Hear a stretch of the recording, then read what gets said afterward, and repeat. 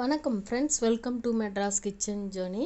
இன்றைக்கி வந்து நம்ம சேனலில் வந்துட்டு வெயிலுக்கு நல்லா குளு குளுன்னு நம்ம உடம்பை வச்சிருக்கக்கூடிய சூப்பரான ஒரு கேவுரு கூழ் தான் எப்படி செய்யலான்னு பார்க்க போகிறோம். இது வந்து அரிசி சேர்க்காமல் நம்ம செய்ய போகிறோம். இந்த ரெசிபி பார்த்துட்டு உங்களுக்கு பிடிச்சிருந்தா மறக்காமல் ஒரு லைக் ஒன்று கொடுங்க. மெட்ராஸ் கிச்சன் ஜர்னிக்கு சப்ஸ்கிரைப் பண்ணால் சப்ஸ்கிரைப் பண்ணி உங்களோட சப்போர்ட்டை தெரிவிங்க. கூடவே பெல் ஐக்கானையும் கிளிக் பண்ணிக்கோங்க.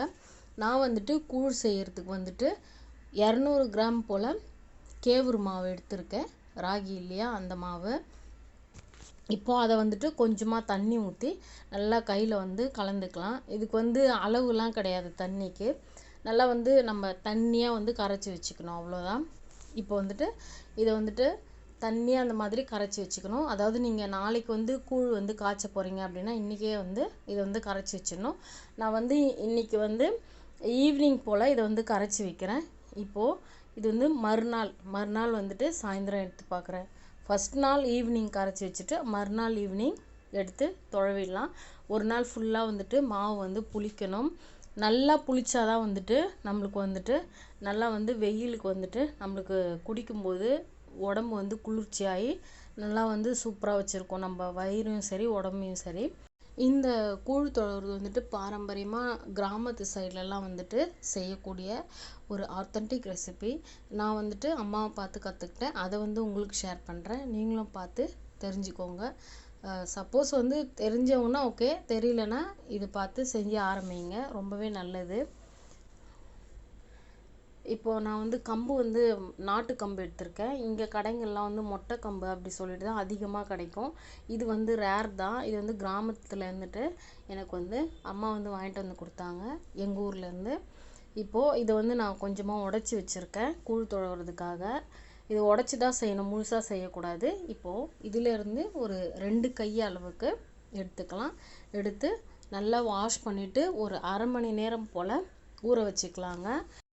இது வந்து கிராமத்து சைட்லாம் வந்துட்டு உரல் இருக்கு இல்லையா, கை குத்தல் உரல் சொல்லுவாங்க, அதில் வந்து குத்தி எடுப்பாங்க.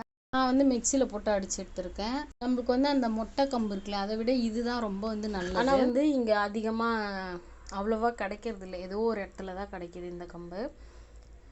இப்போது ஊற வச்சாச்சு. நான் வந்து கூழுக்கு வந்துட்டு ஒலை போட்டிருக்கேன், தண்ணி போட்டிருக்கேன். 3/4 கிலோ வடிக்கிற டேச்சால் அரைப்பான அளவுக்கு போட்டிருக்கேன்.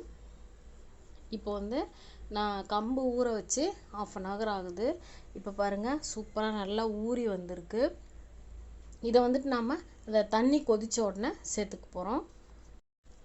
இப்போது வந்துட்டு தண்ணி வந்துட்டு ரொம்ப வந்து அப்படியே கொதிக்கணும்னு அவசியம் இல்லை. அந்த முட்டையாக வரும் பார்த்தீங்களா, பபுள் அந்த மாதிரி வந்தால் போதும். கொஞ்சம் சூடாயிட்டு பபுளாக வரும். அந்த டைமில் வந்துட்டு நம்ம வந்து இந்த ஊற வச்சுருக்க இந்த கம்பு வந்து சேர்த்துடலாங்க. அரிசிக்கு பதில் கம்பு தான் சேர்த்து செய்கிறோம், ரொம்ப நல்லது. இப்போ வந்து இந்த தண்ணி வந்துட்டு நல்லா கொதிக்குது கம்போடு சேர்த்து. அதுக்கப்புறமா நம்ம ராகி புளிக்க வச்சுருந்தோம் இல்லையா, அந்த ராகியை வந்து நல்லா ஊற்றி கலந்துடலாம். கம்பு வந்துட்டு வேகணும்னு வந்து அவசியம் இல்லை. நம்ம வந்து கம்பை போட்டுட்டு ஒரு 5 நிமிஷம் கழித்து நல்லா கொதித்ததுக்கப்புறம் கூடவே வந்து இந்த கேவுரு மாவு வந்து ஊற்றிடலாம். ஏன்னா ரெண்டுமே சேர்த்து நல்லா வெந்துடும். இப்போ வந்து இதை ஊற்றின பிறகு நல்லா தொழவி விட்டுட்டே வரணும். அதாவது நம்ம வந்து கேவுரு மாவு வந்து ஊற்றிட்டதுக்கப்புறமா அடுப்பை வந்து ஃபுல்லாக சிம்மில் வச்சிடணும். மீடியமில் வைக்கக்கூடாது, ஹைலையும் வைக்கக்கூடாது. ஃபுல் சிம்மில் வச்சுட்டு அப்பப்போ வந்து தொழவி விட்டுட்டே இருக்கணும். அடியில் பிடிக்காத மாதிரி பார்த்துக்கணும், ஏன்னா அடியில் பிடிச்சிடும் நம்ம தொழவாத இருந்தோம்னா. அதனால் அப்பப்போ தொழவி விட்டுக்கணும். இது வந்துட்டு நான் வந்து அந்த கூழ் புளிக்க வச்சுலையா, அந்த பாத்திரத்தை லைட்டாக அலசி ஊற்றுறேன், அவ்வளோதான். இதுக்கு மேலே எந்த தண்ணியும் ஊற்ற தேவையில்லை. இதுக்கு வந்து தண்ணி அளவுலாம் தேவையில்லைங்க. நம்மளாம் வந்துட்டு அந்த ஊற்றுறோம் இல்லையா, அவ்வளோதான். அந்த தண்ணி தான் அந்த வேக வைக்கும்போது சரி, அதுக்கப்புறம் கரைக்கும் போது சரி, அந்த ஊற்றுறோம் பார்த்திங்களா, அந்த தண்ணி தான். அதுக்கு மேலெலாம் வேண்டாம். இப்போ வந்துட்டு நான் வந்து உங்களுக்கு ஏற்கனவே சொன்ன மாதிரி 200 கிராம் அளவுக்கு கேவுரு மாவு அளவு தான் இப்போ சொல்லிகிட்ருக்கேன். கொஞ்சமாக கல் உப்பு சேர்த்துக்கலாம், கல் உப்பு தான் நல்லது. சேர்த்து தொழவிக்கலாம். நம்ம வந்து கூழ் தொழும் போதே உப்பு சேர்த்து வந்து தொழவிடணுங்க.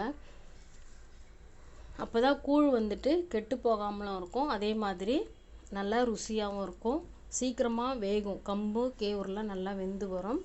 இப்போ வந்து இந்த மாதிரி சிம்மில் வச்சே நல்லா தொழவி வந்துட்டு கொதிக்க வச்சுட்டே இருக்கணும். இந்த மாதிரி நடு கொதி வரும், நடு கொதி வரணும்னு சொல்லுவாங்க. அந்த மாதிரி நடுவில், ஓரத்தில் இல்லை, நடுவில் கொதித்து வரணும். அப்போ தான் வந்து நல்லா வெந்திருக்குன்னு அர்த்தம் கூழ் வந்துட்டு. அதாவது வந்து வேகாமல் எடுத்துட்டோன்னா வயிறுக்கு வந்து ஒத்துக்காது. அதனால நல்லா வேகணும். எனக்கு வந்து 40 நிமிஷம் ஆச்சு இந்த கூழ் வேகிறதுக்கு. அதாவது நம்ம வந்து எவ்வளோக்கு எவ்வளோ பொறுமையாக செய்கிறோமோ அந்த அளவுக்கு ருசியாக இருக்கும், உடம்புக்கும் ரொம்ப நல்லது வெயிலுக்கு. வேறு எதுவுமே தேவையில்லை. காலையில் வந்துட்டு நம்ம இதில் வந்து ஒரு பெரிய டம்ளரோ இல்லை சொம்புலையோ ஊற்றி குடிச்சிட்டோம்னா போதும். அதே மாதிரி கூழ் குடித்தோம்னா சீக்கிரமாகவும் பசி எடுத்துக்கும், செரிச்சிரும். செரிமானத்தன்மை அதிகம் இந்த கூழில். இப்போ வந்து இது வெந்துடுச்சா நம்ம எப்படி பார்க்க போகிறோம்னா, அடுப்பை ஆஃப் பண்ணிவிட்டு இப்போ பாருங்கள், கொஞ்சமாக தண்ணியில் நனைச்சி கையை தொட்டு பார்க்கணும். இந்த மாதிரி தொட்டு பார்க்கும்பொழுது கையில் வந்து ஒட்டாமல் வரணும் அந்த கூழ். அப்போ தான் வந்து வெந்திருக்குன்னு அர்த்தம். நான் உங்களுக்கு காமிக்கிறேன் பாருங்கள், நல்லா வந்து அதில் தொட்டு காமிக்கிறேன். இப்போ வந்து என் கையில் வந்து படவே இல்லை, கூழ் நல்லா வெந்திருக்கு. இதை வந்துட்டு நாம் ஆற வச்சுட்டு ஃப்ரிட்ஜில் வச்சும் வந்துட்டு யூஸ் பண்ணிக்கலாம். அப்படி இல்லைன்னா வெளியில் வச்சோம்னா 2 நாள் வரைக்கும் நல்லாயிருக்கும். ஃப்ரிட்ஜில் வச்சோம்னா 2 வாரம் வரைக்கும் நல்லாயிருக்கும். கொஞ்சம் கொஞ்சமாக எடுத்து நீங்கள் தண்ணி ஊற்றி கரைச்சி குடிச்சிக்கலாம். இப்போது நான் வந்துட்டு ஃப்ரிட்ஜில் தான் வச்சுக்க போகிறேன். ஏன்னா நான் வந்துட்டு ஒரு 5 நாள் 6 நாள் வந்துட்டு எனக்கு வரும். அதனால் இதை வந்து ஃப்ரிட்ஜில் வச்சுட்டு எப்பப்போ தேவையோ அப்போல்லாம் எடுத்து கரைச்சிக்குவேன். நான் வந்து வச்சு மறுநாள் நல்லா வந்து ஆறி இருக்கு கூழ். இப்போ எடுத்து காமிக்கிறேன் பாருங்கள். இந்த கூழ் வந்துட்டு அப்படியே கட்டியாக எடுத்து கெட்டி கூழ் சொல்லுவாங்க. அந்த கெட்டி கூழை வந்துட்டு கருவாட்டு குழம்போ இல்லை கார குழம்போ அந்த மாதிரி ஊற்றி சாப்பிடுவாங்க, சூப்பராக இருக்கும். நம்ம களி இருக்கு இல்லையா, அதே மாதிரி இதுக்கும் காரக்குழம்பு அந்த மாதிரி ஊற்றி சாப்பிட்டா ரொம்ப நல்லாயிருக்கும். இப்போது இந்த கெட்டி கூழை வந்துட்டு எடுத்து தண்ணி ஊற்றி கரைச்சிக்கலாம். அதாவது கூழ் செய்ய தெரியல அப்படின்னு நினைக்கிறவங்க கூட ஃபஸ்ட்டு இதை பார்த்து ட்ரை பண்ணுங்கள். ஒரு தடவை ட்ரை பண்ணால் போதும், ரொம்ப ஈஸியாக இருக்கும். இவ்வளோ தானே விஷயம் அப்படின்னு நினைப்பீங்க.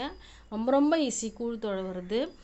யாருமே வந்து செய்ய தெரியலன்னு சொல்ல மாட்டீங்க, பிகினர்ஸ் கூட செஞ்சிடலாம். அந்த அளவுக்கு ரொம்ப ஈஸி, உடம்புக்கும் ரொம்ப ஹெல்தி கூட. வெயிலில் வந்து நம்ம உடம்பு வந்துட்டு சூடாகாமல் இந்த கூழ் வந்துட்டு பார்த்துக்கும். வயிறும் வந்துட்டு உடம்பு வந்து ரொம்ப தெம்பாக இருக்கும், வயிறும் ரொம்ப நல்லாயிருக்கும். முட்டி வலி, அதுக்கப்புறம் முதுகு வலி இதெல்லாம் இருக்குது இல்லையா, அந்த வலி இருக்கவங்களாம் இந்த கூழ் வெயில் டைமில் சாப்பிட்டாங்கன்னா வலியெலாம் வந்து கம்மியாகிடும். ஏன்னா வந்து கேவுரு மாவில் வந்து ரொம்ப கால்சியம் சத்து இருக்கிறதுனால முட்டிக்கு ரொம்ப நல்லது, எலும்புங்களுக்கெல்லாம். அதனால இதை வந்து வெயில் டைமில் செஞ்சு வாரத்தில் 3 நாள் 4 நாள் தினமும் கூட குடிக்கலாம், தப்பு இல்லை. இப்போது இந்த கெட்டி கூழ் எடுத்து கொஞ்சமாக நான் தண்ணி ஊற்றி நல்லா கரைச்சிட்டு அதில் வந்து வெங்காயம் போட்டுக்கிறேன். இது வந்துட்டு கொஞ்சமாக தண்ணியாக கரைச்சா போதும், ரொம்ப தண்ணியாக வேண்டாம், இந்த அளவுக்கு நல்லா இருக்கணும். இப்போ வந்து கூழ் வந்து ரெடி ஆகிடுச்சு. நம்ம அரிசி சேர்க்காம கம்பு அண்டு கேவுரு சேர்த்து செஞ்சுருக்கோம். சூப்பரான கூழ் ரெடி ஆகிடுச்சு. இப்போ இதில் வந்துட்டு வெங்காயம் போட்டுக்கலாம். தேவைப்படுறவங்க அந்த தயிர், மாங்காய், பச்சை மிளகாய் இதெல்லாம் போட்டு சாப்பிடுவாங்க. நான் வந்து வெறும் வெங்காயம் மட்டும் போட்டு குடிக்க போகிறேன். ரொம்பவே நல்லது. நீங்களும் வந்து ட்ரை பண்ணி பாருங்கள். உங்களுக்கு இந்த ரெசிபி பிடிச்சிருந்தா மறக்காமல் மெட்ராஸ் கிச்சன் சேனலுக்கு ஒரு லைக் ஒன்று கொடுங்க. சப்ஸ்கிரைப் பண்ணலன்னா சப்ஸ்கிரைப் பண்ணி உங்களோட சப்போர்ட்டை தெரிவிங்க. கூடவே பெல் ஐக்கானையும் கிளிக் பண்ணுங்கள். அப்போ தான் நான் போடுற வீடியோ உடனுக்குடன் உங்களை வந்து சேரும். நன்றி, வணக்கம்.